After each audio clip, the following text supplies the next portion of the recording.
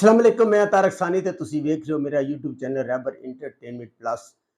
मेरे एक वीर दी बड़ी फरमाइश सी और काफ़ी दफ़ा उन्होंने मैनू कमेंट्स कीता है ते उन्हां दी फरमाइश पूरी करदे होए जो मेरी मालूमात मैनू इस फिल्म दे बारे च मिल सकदी सी ओह मैं लैके तुहाडी खिदमत च हाज़र होया ते उस फिल्म दा नाम है अकरी शहज़ादा। 31 दिसंबर 1993 बरोज़ जमा रिलीज़ होने वाली एक रंगीन पंजाबी फिल्म अकरी शहज़ादा। इस फिल्म नू जहांगीर फिल्म्स ने रिलीज़ कीता सी ते इस फिल्म दा टाइटल अदाकार सुल्तान रई ने अदा कीता है। इस फिल्म दे अदाकार सुल्तान रई ने इस फिल्म दा टाइटल रोल अदा कीता है। साइमा, हमायूं कुरैशी, चांदनी, तंजीम हसन, अदीब, तारिक शाह, अफजल खान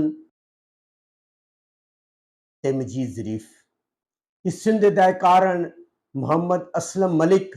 और मैं तुहानू दसदा जावां कि फिल्म इंडस्ट्री के अंदर जदों मलक मुहम्मद असलम साहब आए तो उन्होंने अपने कैरियर का आगाज़ बतौर फिल्म साज किया सी और बतौर फिल्म साज उन्होंने 2 फिल्मां रिलीज़ कीतियां, 2 फिल्मां बनाईयां जिन्हां दा नाम खान बहादुर 1994 ते गुज्जत बादशाह 1994।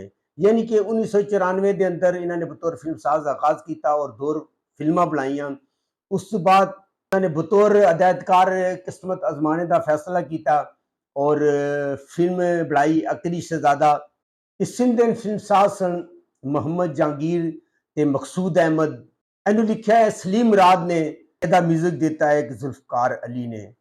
शायर सईद गुलानी, गुलकारा नूर जहान ते कैमरामैन नसीरुद्दीन। यह फिल्म पहले यूट्यूब पर मौजूद सी, 8-10 साल तक यह फिल्म यूट्यूब पर मौजूद रही है और कुछ अरसे पहले 2-4 महीने पहले इस फिल्म को यूट्यूब से हटा दिता गया।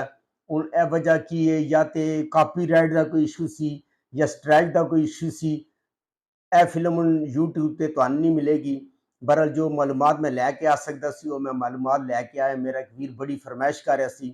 अगर तुहानू मेरी मालूमात और मेरी कोशिश अच्छी लगी होवे तो मेरे चैनल को लाइक करो और प्यारा जिहा कमेंट जरूर करया करो ताकि मेरी हौसला अफजाई हो सके। अगली वीडियो तक रब राखा।